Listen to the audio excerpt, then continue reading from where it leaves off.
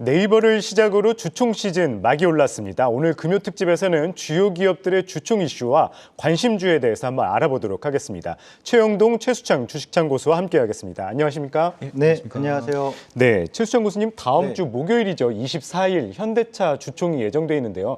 이 최근에 정부가 이 중고차 대기업들의 이 중고차 진출에 대한 거를 이제 허용을 하면서 좀 기대감이 높아지고 있는 상황인데 좀 어떻게 보시나요?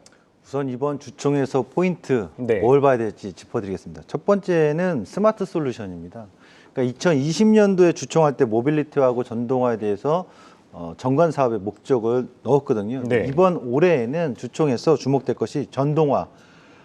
지난번도 이 시간에 코너에서 있습니다만 현대차가 2030년도에 187만 대의 전기차 생산 능력을 확보하겠다. 네. 근데 그것이 큰 게 아니라고 했어요. 왜냐하면 폭스바겐이라든가 다른 업체들은 500만 대 얘기했으니까요. 네. 굉장히 보수적으로 이제 수치를 발표한 건데 중요한 건 지금 시점에서는 오히려 현대차가 기존의 글로벌 메이커 업체들보다는 더 빠르게 성장하고 있다. 전기차 쪽에 앞서가고 있다. 좀 봐야 되겠고요. 그리고 또 하나 이제 자율주행입니다. 자율주행 올해 이제 레벨 3단계가 제네시스 G90에 적용 탑재가 됩니다. 네. 그래서 레벨 3단계가 탑재되면서 향후에 자율주행에 대한 시스템이 더 보급이 확대될 전망이라는 점.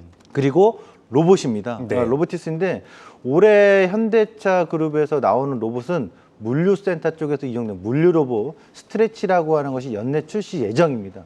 이 부분이 또 주목이 될 것 같고요. 네.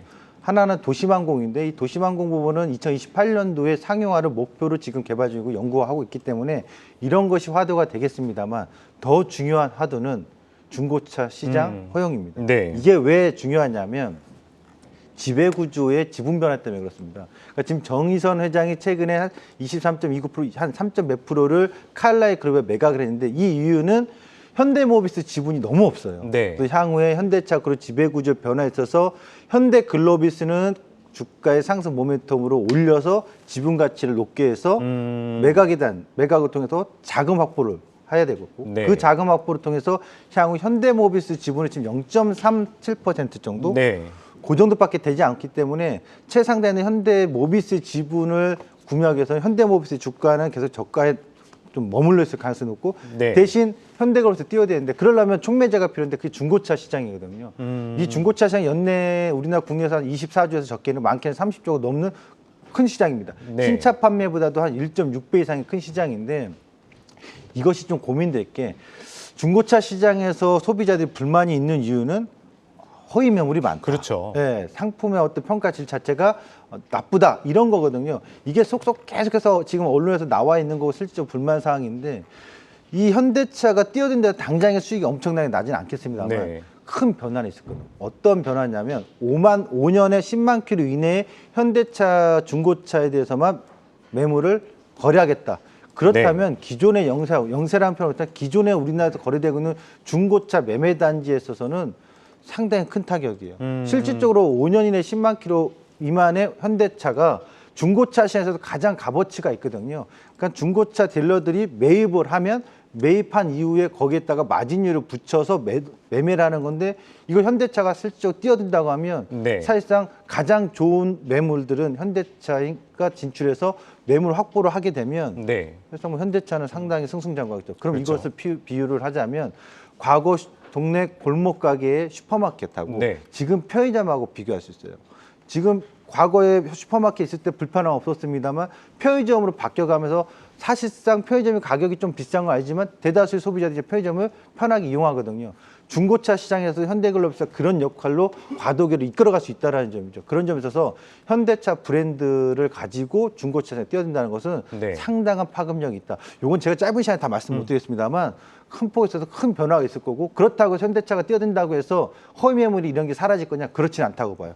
오히려 네. 더 기승이 부를 수도 있는데 중요한 건 현대차가 아주 좋은 중고차 시장에서의 좋은 매물들을 확보를 굉장히 공격적으로 마케팅을 한다면 현대글로비스 같은 경우는 그 상승 주가의 모멘텀으로 작용할 가능성이 높다 이렇게 보시면 좋을 것 같습니다. 네, 알겠습니다. 다음은 최영동 고수님께 여쭤보도록 예. 할게요. 이 삼성전자가 주총에서 이 로봇 사업에 진출한다고 말을 하지 않았습니까? 이 로봇주가 그래서 좀 들썩이는 모습을 보이기는 했는데 이 원래 로봇주가 좀 테마주 성격이 좀 강해서 많이 움직임이 많은데 이번에는 좀 어떻게 보시나요? 로봇들 좋아하십니까? 그렇죠. 예, 그렇습니다.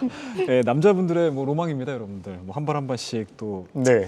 뭐 인류의 좀 기대감들이 좀 반영이 좀 되고 있지 않나라는 말씀드릴 수가 있을 것 같고요. 일단 뭐 어제 오늘 해서 이제 로봇과 관련된 종목군들이 상당히 좀 좋은 흐름도 좀 진행이 되고 있습니다. 뭐 일단은 뭐 삼성전자가 주총을 통해서 네. 뭐 시장에 대한 성장에 대한 스토리 자체를 좀 화두로 던진 것도 굉장히 좀 중요하고요. 그리고 그 이전에 이미 차기 정부죠, 윤석열 정부에서 AI와 관련된 그리고 로봇과 관련된 사업 네. 부분들을 정책들을 좀 활용을 하겠다라는 부분들로 좀 지목이 된 상황들이기 때문에 뭐 좀 어떻게 보면은 이제 꿍짝이 좀 맞아 들어가는 섹터가 좀 되지 않을까라는 네. 말씀드릴 수가 있을 것 같고요. 그리고 이 로봇과 관련된 종목군들이 뭐 지금만 움직였었던 것이 아니고 또 작년서부터 상당히 좀 좋았지 않았습니까? 근데 네. 그런 부분들 이면에 좀 보시게 되면 일단은 미국 기업들, 그러니까 미국의 로봇 기업들에 대한 주가 흐름들도 상당히 지금 좋게 진행이 됐었고요.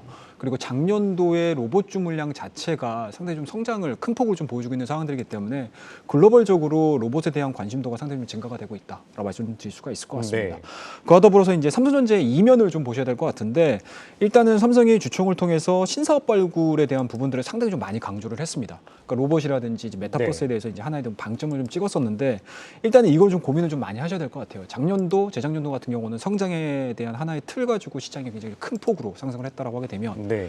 2022년도 특히 이제 올해죠. 올해 같은 경우는 어찌 보면은 성장이라는 하나의 큰 틀 자체가 그렇게 많이 부각이 되는 단어는 아니라고 생각을 해요. 그러니까 기본적으로 금리 시장이라는 통화 정책에 대한 부분들 자체가 성장주에 있어서는 상당히 좀 안 좋은 환경이 좀 이루어지지 않습니까? 네. 뭐 그만큼 이러한 이제 시장에서에 대한 환경 자체가 약간은 좀 보수적으로 흘러가는 과정에서 이렇게 새롭게 성장이라는 강력한 하나의 테마라든지 산업 네. 부분들이 부각이 이루어진다라고 하게 되면 시장에서에 대한 수급 자체는 이쪽으로 굉장히 좀 크게 쏠릴 수 있다라는 거죠. 그렇다고 하게 되면 현재 지금 보여주고 있는 이러한 이제 로봇 부분들에 대한 주가 상승 흐름들 그리고 관심도 자체는 시장 측면에서 그리고 네. 매매 관점, 트레이딩 관점에서 상당히 좀 긍정적으로 우리가 해석을 해볼 수가 있지 않을까라는 말씀드릴 수가 있을 것 같고요.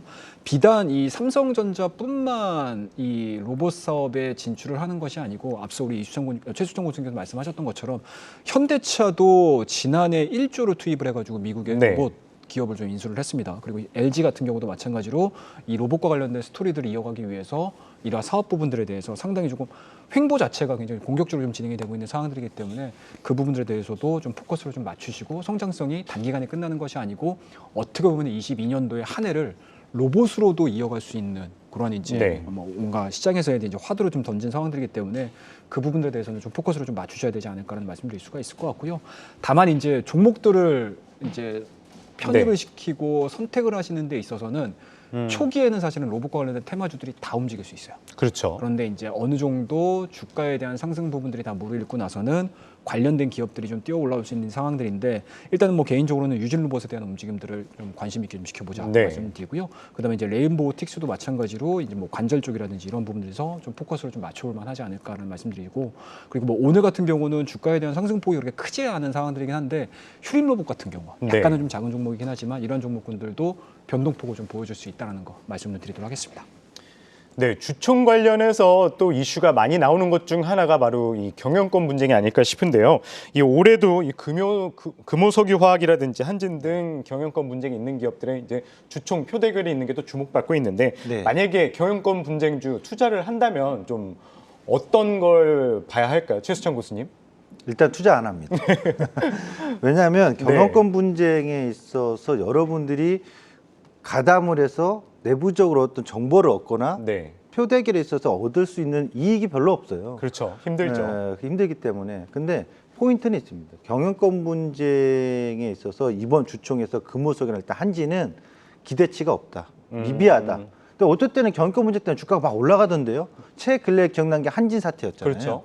분명히 있습니다. 과거 2000년대 초반에 두산 형제의 난도 있었습니다. 네, 근데 이 경영권 분쟁이 가지고 있는 어떤 포인트에서 주목하기보다는 그리고 그 기업의 사업 가치가 지속 성장하거나 이익이 계속 개선되거나 나아질 수 있는 것에 주목했으면 좋겠는데요.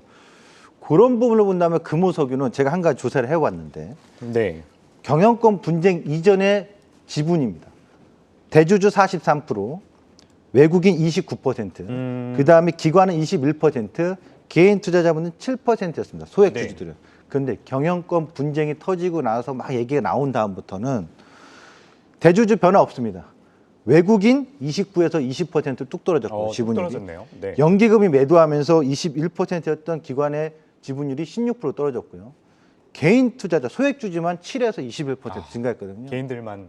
네, 그게 안타까운 거예요. 네. 그러니까 이번에 경영권 분야 금호석유는 실질적으로 주가 상승 모멘텀, 지분을 서로 막 확보해가지고 이런 과정이 아니거든요.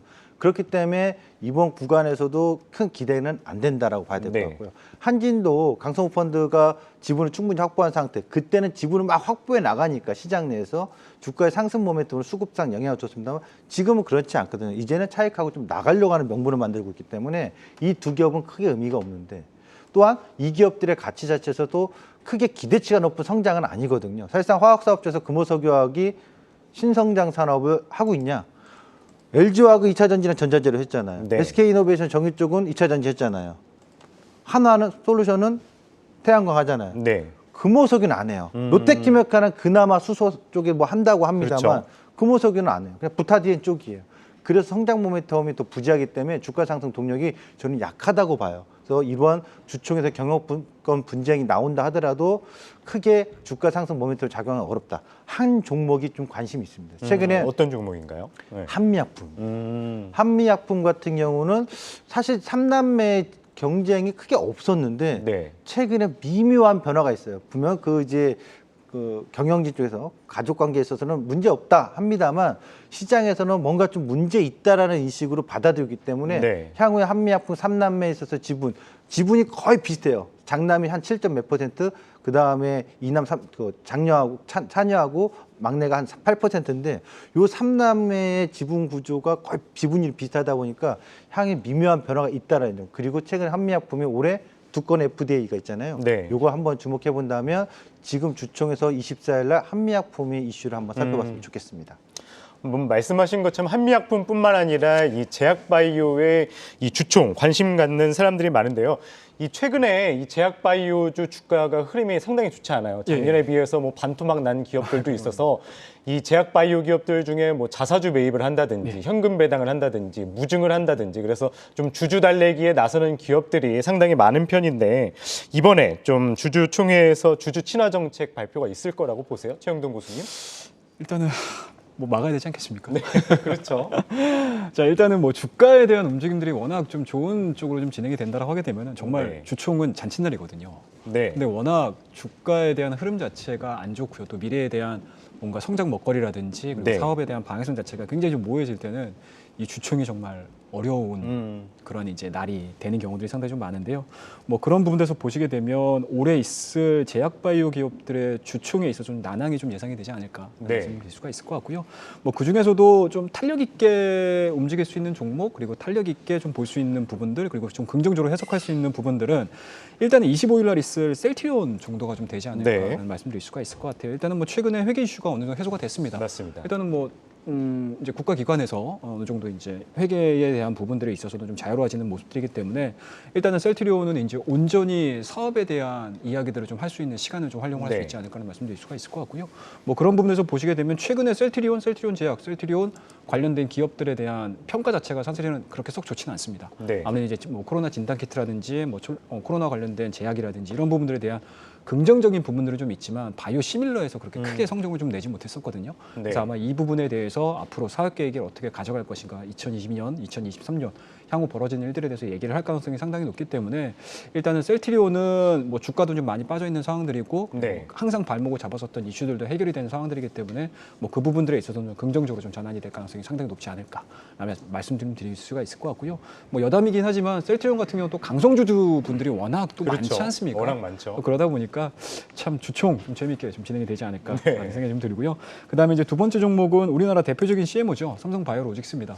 일단은 실적은 너무 좋게 나왔어요. 네. 실적은 작년도에 엄청나게 좋은 실적을 좀 발표를 해줬었고 그에 따라서 뭐 배당이라든지 이런 부분들도 좀 확정을 한 상황들인데 향후 삼성바이오로직스가 뭐 신공장 증설이라든지 그리고 계속적으로 이제 CMO 사업에 대한 부분들에 대해서 얘기를 할 가능성이 상당히 높기 때문에 뭐 여타 제약바이오 종목군들에 대한 주총 자체가 약간은 좀 어두운 측면이 좀 있다라고 하게 되면 삼성바이오로스는 그나마 좀 굉장히 좀 긍정적으로 해석을 해볼 수가 있지 않을까라는 말씀드릴 수가 있을 것 같고요. 그 다음에 이제 CJ 정도로 좀 보셔야 될 것 같은데 CJ 같은 경우는 자사주 매입 부분들이 좀 예정이 돼 있습니다. 네. 그래서 그러한 부분들 주가가 많이 빠졌음에도 불구하고 CJ 같은 경우는 지속적으로 뭐 코로나 키트라든지 진단 키트라든지 이러한 부분들 좀 감안을 했었을 때 좀 긍정적으로 좀 볼 수 있는 기업이지 않을까라는 거 말씀드리도록 하겠습니다. 네, 두 분께 이 주총 시즌 관심 가질 만한 종목 한 종목씩 좀 추천해 달라고 말씀을 드렸는데 먼저 최수창 교수님 어떤 종목 추천하시겠습니까? 현대글로비스를 보도록 하겠습니다. 현대글로비스. 주총 관련돼서 이슈가 결국 아까도 다 말씀드렸습니다만 네. 한 가지 포인트만 더 첨부를 해드리면 지금 정의선 회장의 지배 구조 부분이 상당히 문제가 되거든요. 네. 근데 현 시점에서 중고차 사업을 뛰어든다는 거 공격적으로 얘기하면서 계속해서 그쪽에서의 어떤 사업성 얘기하거든요. 네. 사실 중고차 사업 안 뛰어들어도 현대글로비스 수익 잘 납니다. 물류만 하더라도 탁송만 해도. 네. 그럼에도 불구하고 이 소식을 계속 띄우는 것은 지금 지배 구조에 있어서 자금 확보를 많이 해야 되는데 네. 그 자금 확보할 수 있는 창구가 최근에 현대 엔지니어링 IPO를 하려고 해서 그 창구를 이용하려고 했는데 잠시 연기됐잖아요. 그렇죠. 그러면 그 창구를 이용할 수 있는 건 현대글로비스예요. 현대글로비스가 주가 단기 상승 모멘텀을 이용하는 시점이 이번에 주총 이후에 계속 네. 이어지지 않을까 이렇게 주목을 해봅니다. 네, 다음은 최영동 교수님 어떤 종목 추천해 주시겠습니까? 일단은 뭐 주총을 열어서 주가를 띄우는 부분들에 있어서는 네. 사실은 좀 어렵다라고 말씀드릴 수가 있을 것 같고요. 주총을 통해서 이러한 대기업들이 어떠한 사업 방향을 만들어 주느냐에 따라서 기업들을 좀 선택을 하시는 게 좀 맞지 않나라는 생각이 좀 들고요. 로봇 관련된 종목입니다. 아진엑스텍이라는 종목을 좀 보실 텐데요. 오늘 4.25%의 좋은 흐름들을 좀 보여주고 있고요. 뭐 동사 같은 경우는 반도체 그리고 스마트폰 사업에 들어가는 제어 시스템입니다. 제어 시스템을 네. 만들어내는 기업이기 때문에 실질적으로 IT 섹터에 대한 강세 흐름들이 좀 나오게 되면은 동사도 주가에 대한 방향성 자체는 상방으로 진행될 가능성이 상당히 높고요. 그와 더불어서 이제 과거 흐름들을 좀 보셔야 될 것 같은데 이 아진엑스텍 같은 경우는 삼성하고 이제 국채까지입니다. 네. 로봇과 관련된 사업 부분들을 같이 영위를 했던 부분들이 좀 있어서 과연 지속적으로 삼성이 로봇과 관련된 스토리들을 좀 이어가 준다라고 하게 되면은 긍정적인 방향성을 좀 보여줄 가능성이 상당히 높다라고 보시면 좋을 것 같고요. 그리고 마지막으로 동사 같은 경우는 또 로봇과 관련된 모션 제어 시스템을 또 국내 유일로 생산을 하고 있는 상황들이기 때문에 네. 테마적인 부분들 그리고 성장성 부분들에 있어서 좀 긍정적으로 좀 볼 수 있는 기업이다라는 거 말씀드리도록 하겠습니다. 네, 오늘 금요 특집은 주총 시즌 좀 주목할 만한 기업과 관심주에 대해 알아봤습니다. 최수창, 최영동 주시창 고수와 함께했습니다. 오늘 말씀 고맙습니다. 네, 감사합니다. 감사합니다.